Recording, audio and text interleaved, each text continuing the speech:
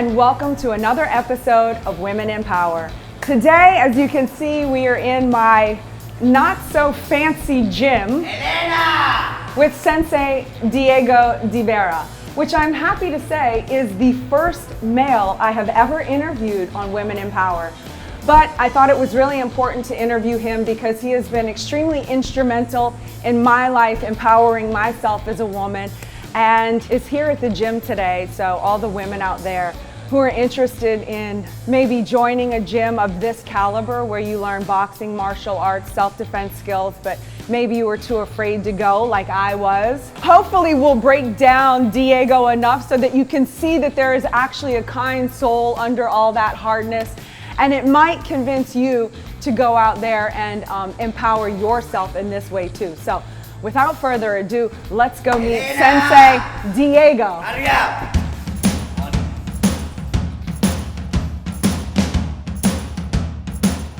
Hello and welcome to Women in Power. Today we have, as you can see, a very special guest, Diego De Vera. De Vera.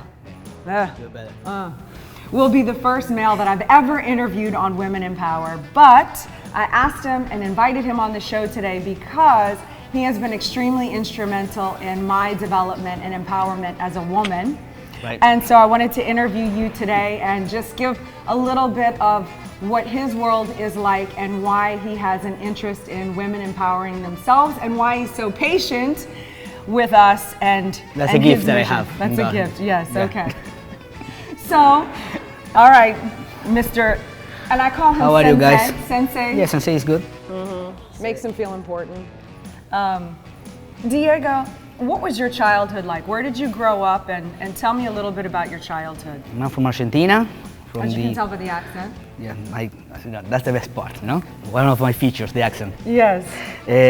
From Argentina, from Buenos Aires. I have my mom, my dad only, no brothers, no sisters. So I'm a spoiled child. No, I'm not. And it was pretty good, no? Happy family, my parents were great, good neighborhood, a lot of friends. You're so full of bull. Bueno, You're so full good of bull. neighborhood about that You country. took showers, like how did you take showers? Without any running water, like with At a some bucket point, of water. the economy collapsed and we were poor. At the end of the day, we all sleep in one room with my mom, with my dad, with my grandmother, but we were happy. We have each other. That was the most important part.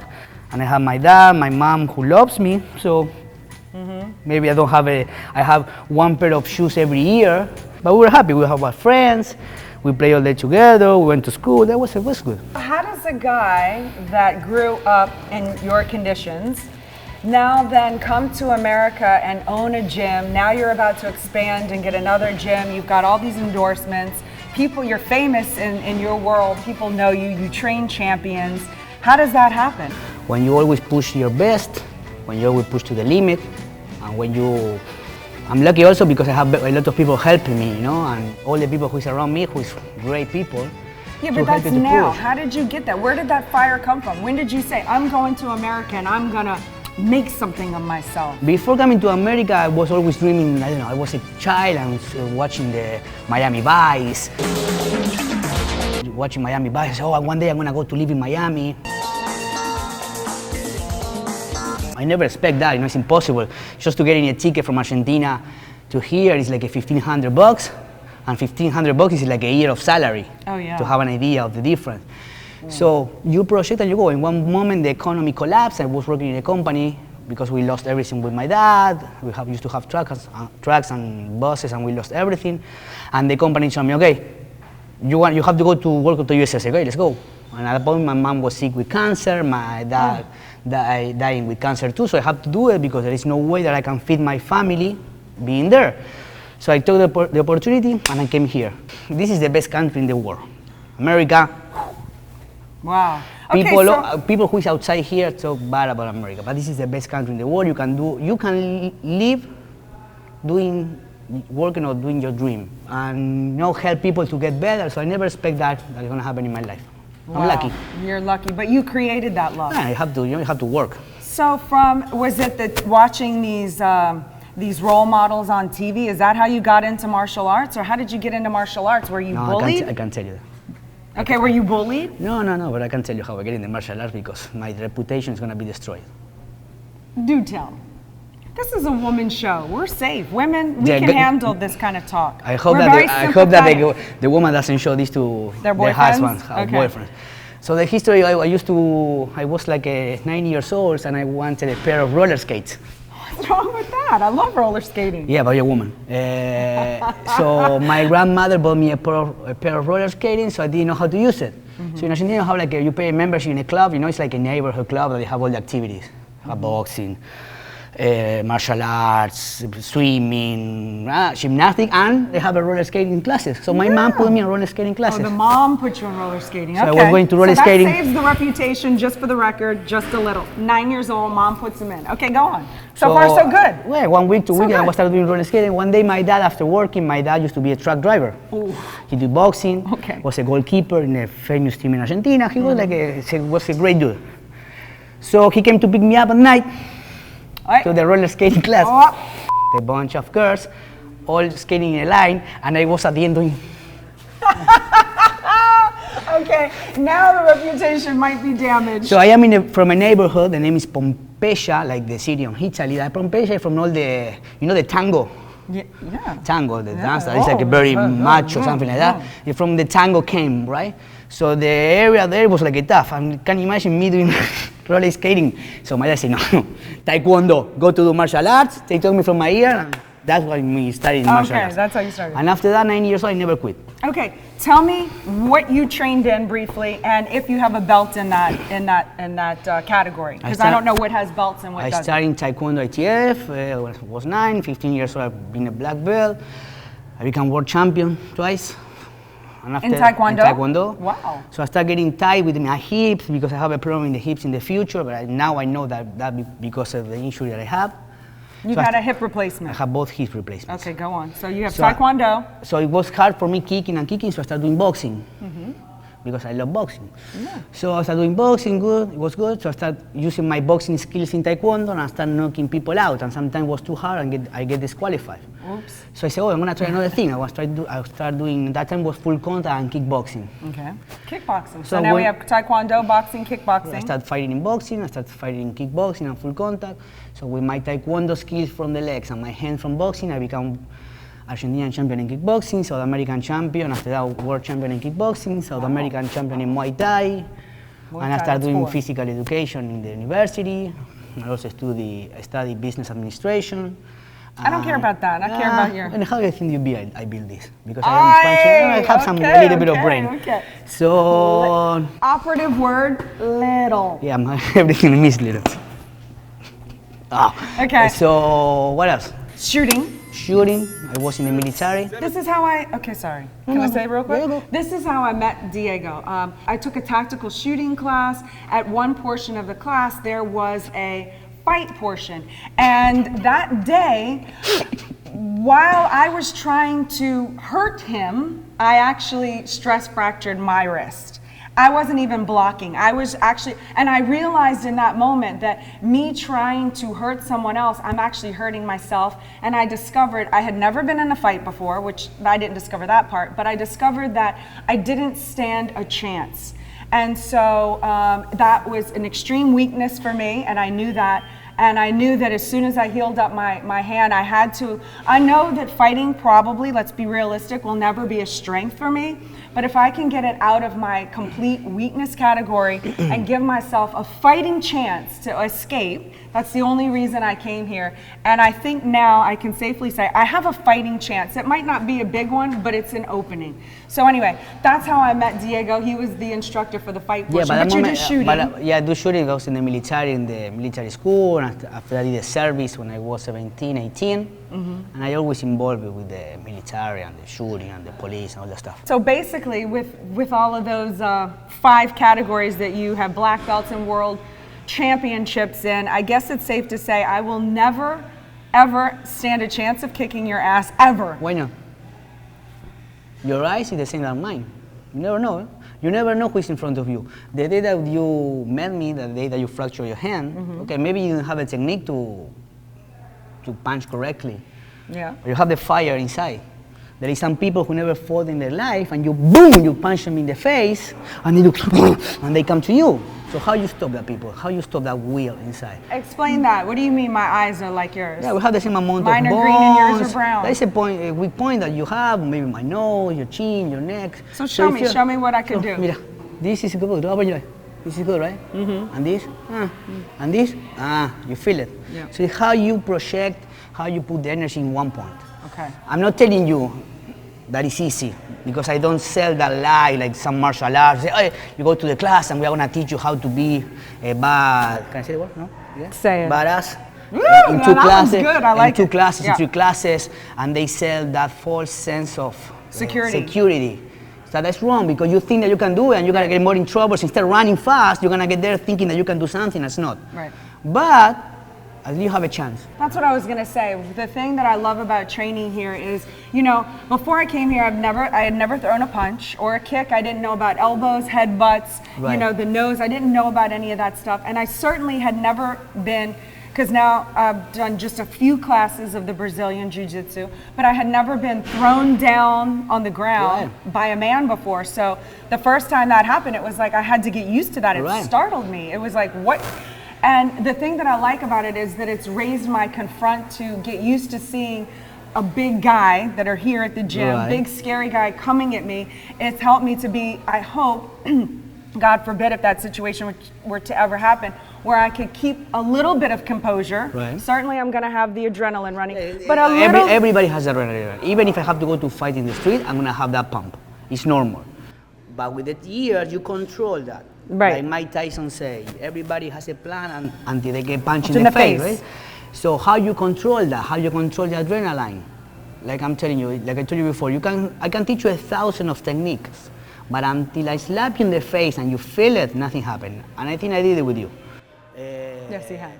So when you control that, is that when you become a better fighter, all right? Because when the shit hit the fan and everything is a mess around, you know, how you control that, that's the thing.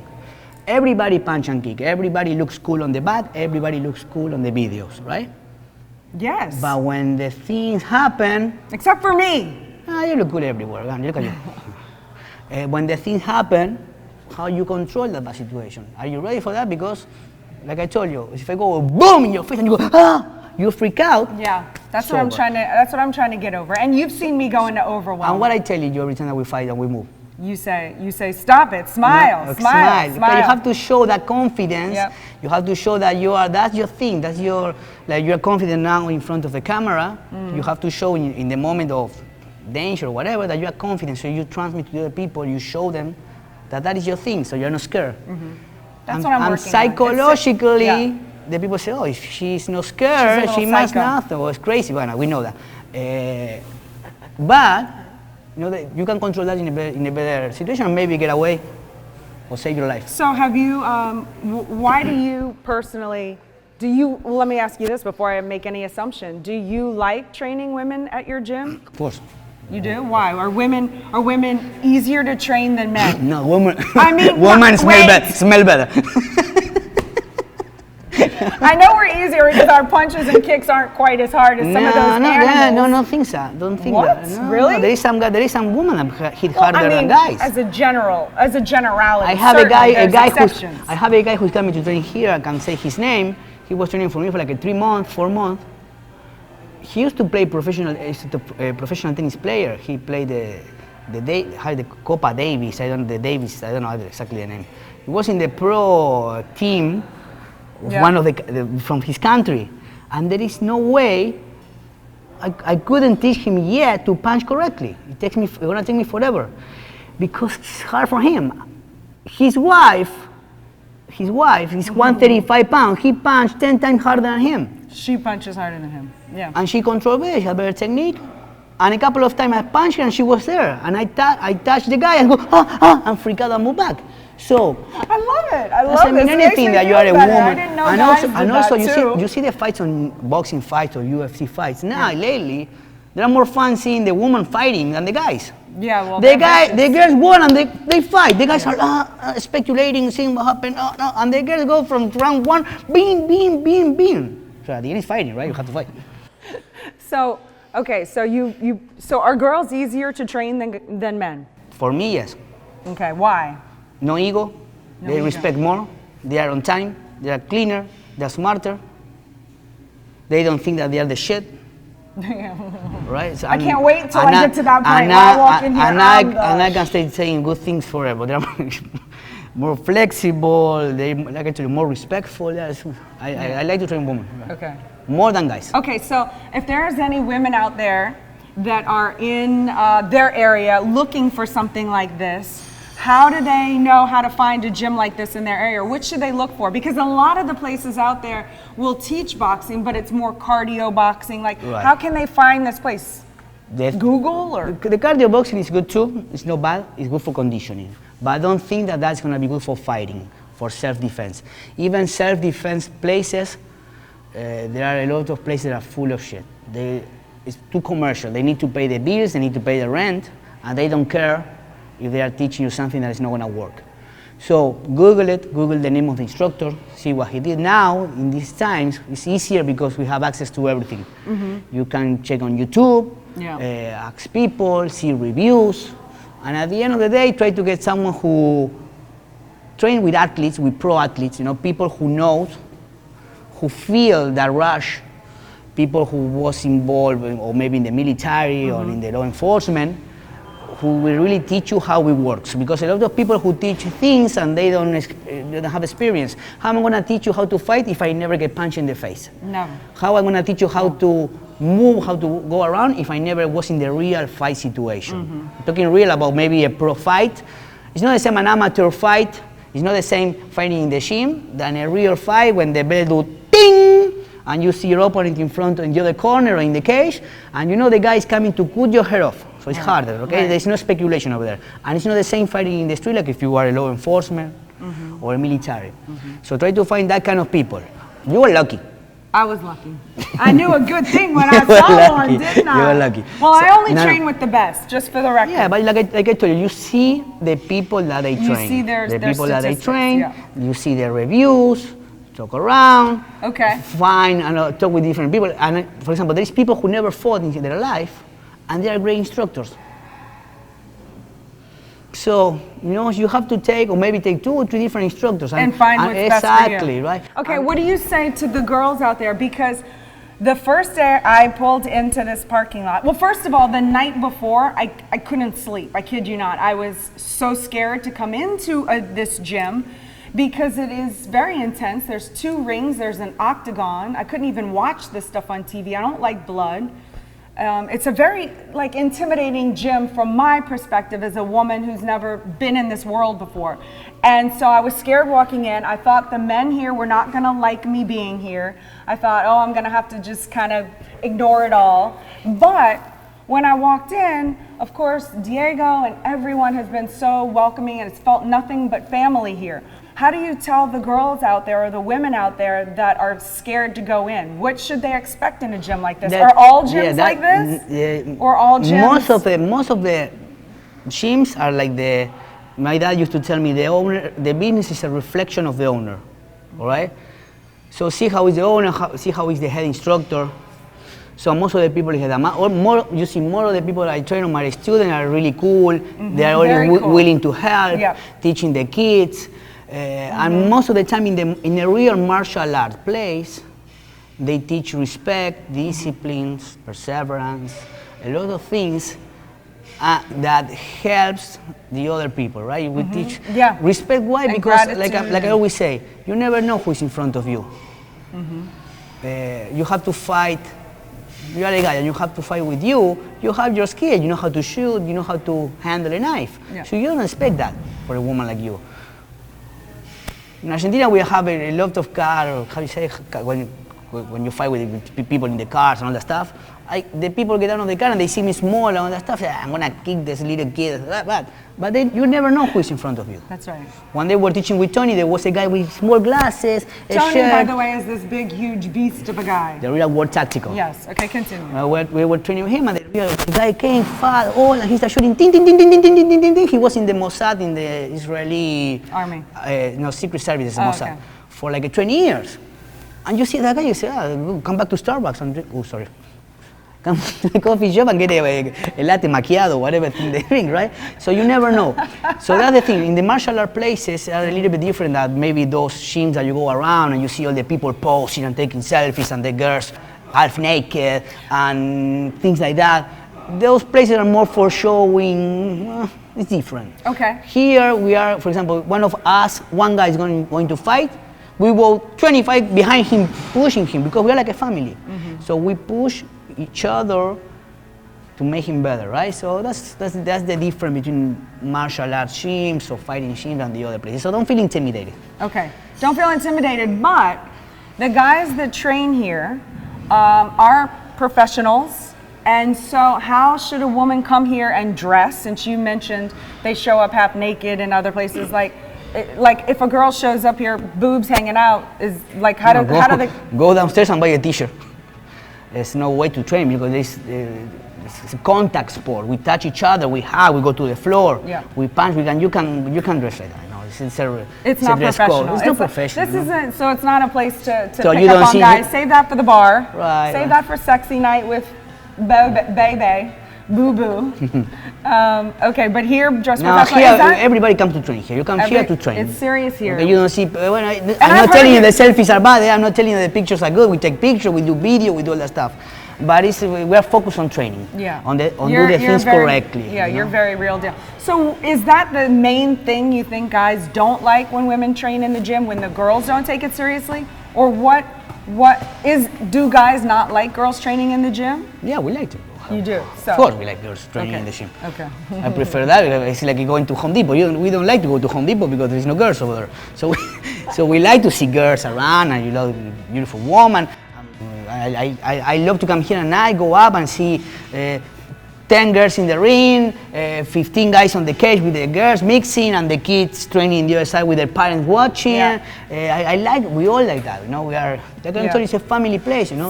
So that's another reason why you shouldn't be intimidated, because if you find a gym that has a sensei like Diego, that's what you're going to expect. So should we get some training done a little bit? You want to show them what we do a little bit? I'm tired already. Me too. Let's just call it a day. Let's get a coffee. Just say that's let's get a coffee. And it's all right. No, let's go. Let's do something. All right.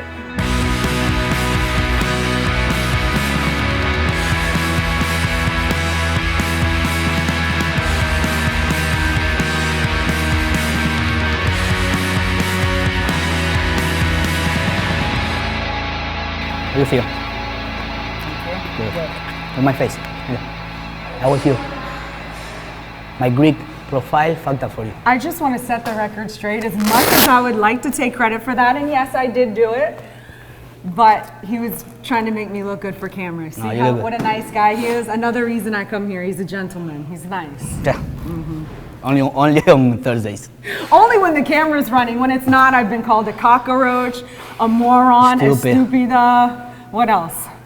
Other words I don't understand in Spanish, but I know are not best. It's better that you don't understand it.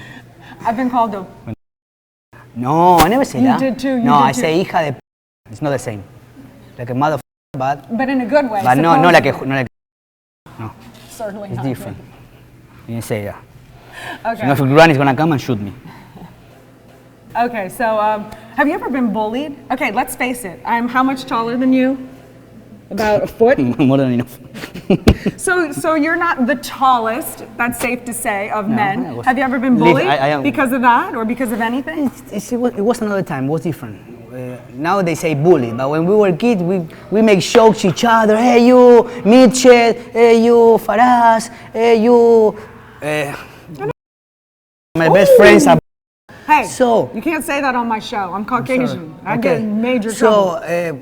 Same thing, and we were at the end, we say all that stuff. If we have a problem, we go to the street, we fight at the end, and we were friends after that. We were drinking something together, not drinking alcohol, drinking a soda or whatever. Mm-hmm. And we were friends, and no one have to go to the psychologist, no one have to problems, crying at home. You go home and say your dad, I say my dad, hey, a guy punched me in the face or whatever, and what you did? Nothing. We go tomorrow and punch him back, and we are all here. So the answer is yes, but everyone was doing it, so it was okay. It was different. You know this neighborhood guy took he put bubble gum right in my hair. Yeah, we all did that. Who didn't do that? To all the friends. And my parents had to cut it out. And when the neighborhood boys, hand to God, who used to beat me up, this is 8 and 9, when boys and girls could punch each other. We got so we can't do many. that anymore? No. Oh. Not my age now. Guys can't hit girls now. Women, no. No. But as That's kids, yeah, you could hit boys and girls, you know, themselves. Anyway, the neighborhood boys who used to like beat me up went and found that guy and beat him up. They were so mad because of that. Anyway. Yeah, but it wasn't different. It was different. Now bully, everybody's bully. You can say anything. Everybody get offended because you say this and say that. But come on. If you grow up feeling like that with a kid, like a kid in your leg. Okay. Straight. Let's relax. If your parents let you grow up like that, with scared to face the things, guess what? When you go to work in the future, you're gonna get bullied too. Yeah. You're gonna be always someone to want to cut your leg to get your position, or go higher than you, or get your salary. So you have to be ready to life. I'm not telling you to let the people go in the life and beat each other, but sometimes you have to stand up and fight for what you think that's right? So a word that Sensei Diego told me. Oh, this is stretching. No, one of the things that you told me when I was dealing with an issue, someone was being a mother effer to me, right? My organization. And Diego said, if someone is a mother effer to you, you have to be a mother effer and a half. Yeah, even more. What do you want to do? Say, no, I'm sorry, and turn and go to give you back. No, go and fight for it, right? Even if you go, let me ask you, if someone goes right now and try to do something for your family, what do you want to do? I'll kill them. I mean, for I'm real. not telling you, Like if they're threatening me in that kind of a way. So you have to protect your family. Oh, for sure. And you have to teach your kids to fight for the things that they think are right. Right. Not only fighting for violent things or whatever, for everything. So now the society is different. Yeah. Everybody, like I told you, get offended and they try to, times change, and I think they have to come back to the 60s, 70s, 80s, when life was better. It was a little tougher. When there we was didn't more, have and to there wear was more helmets rock when and we rode roll. our bicycles. And there was more rock and roll. All right, so lastly, let's talk about not only has this place been a good terminal, a good place for me to learn self-defense and learn how to confront life more and situations and situational awareness, but let's just talk about what is on a lot of women's mind, which is health and fitness. And when I walked into this gym, and we'll show a picture here on the show, when I walked into this gym, I was at least 12 pounds lighter. I was a size 0. I did not eat very often, maybe once a day. And then since I came here... Can we go to the floor? Yeah. Diego really kind of educated me on health and fitness and the importance of, muscles protect your body and your bones. Muscles are the armor of your skeleton, So if you don't have muscle, your skeleton system collapses. And you start walking like, ugh. Right. So you don't want that. So people think that because they are skinnier, which is what I thought. I was an actress in Los Angeles since I was 17 and a model, so there was no such thing as muscles are good. It was skinny, because the camera adds 10, 15 pounds on a but person. still people think the same, that the skinny, or when you want to lose weight, you don't have to eat. And it's completely the opposite. I know, I still haven't wrapped my head around that, but the thing is now I eat I eat small, right, but like all the time. You have to keep your metabolism working, your oven burning all day. So like I told you before, the kids in Africa, they have a belly like that, and they don't eat. So the little bit that they able to eat, the body reserves that like fat to have energy for your vital functions, like a breathing and all that stuff. So if your body doesn't receive food, it's gonna be in alert mode. Say, oh, there is no food. So the little bit that you eat is gonna store it like fat. Yeah. So, but when you eat all day, I'm gonna tell you, eating like right. When I eat like a truck driver, right? I always say the same thing because I move too much. But it go in and out, the body take whatever it needs, and the rest get eliminated. Right. So that's when your metabolism start working better. So when I first came here, I was at least 12 pounds lighter, and I weighed myself. I woke up every single day and weighed myself on the scale every single day. And I thought I was fat. I still have issues. Yeah, women say they're always fat. But we don't like so skinny. Here's the deal. Men don't like so skinny. We don't like so skinny. Well, fortunately, I only have to worry about one now. But so after I gained 12 pounds and I was coming into Diego, oh my God, I've gained 6 pounds. I've gained 8 pounds. Yeah, but how you feel? Yes, and then I got the lecture and the smackdown and the constant stop weighing yourself. So I have not weighed myself in ever. When I hit 12 pounds, I said, that's it, I'm done. I haven't been on a scale. I'm terrified of the scale. I'm not a size 0 anymore. I remember that muscle weighs more than fat. Well, I don't fit in a 0 anymore. Well, but because they're different, you know. But a pound of fat is like this, and a pound of muscle is like this. Okay. My fist. So maybe you gain weight, but you get leaner in some parts. Maybe you fat that you have here, it goes to the muscles in your legs. So you're gonna be heavier. So, oh, I'm getting weight. Yeah, I'm getting weight because your muscle is heavier now. But you are gonna be feeling stronger, faster. I definitely have more stamina. Exactly. I am stronger, and I feel more energetic, and I feel like. And what about confidence? Confidence, I have a lot more confidence. And, you know, lastly, what I want to say about a place like this is, even though it might seem extremely savage and guys are choking each other out and bloodying each other up in the ring, it's, you know, in this world, there's respect. When someone taps out, they let go and they abide by the rules. There are rules. So in life, there are no rules. In life, you could be being choked out and he's going to continue to choke you out. There's no tap out. Right. There's no referee. There's no respect afterwards. So in this world is more less barbaric than the real world to me. I made the best friends in life. I made them fighting. So that's why you see the fights in ring, UFC, all those places. They hate each other, but at the end, how they finish? Hugging each other, because there is a sense of respect for each other. Even the one who loses, go and congratulate the other one. Yeah. Because it's a samurai attitude, right?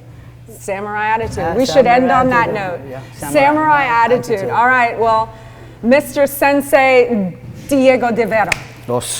Thank you so much for being on the show. Thank you so much. And I will have all of his information and certainly the information of KO Zone. If you're in the Miami area, definitely come check this place out. The guys here will make you feel welcomed and get you strong and on top of your game. So thank you so much, and we'll see you next week.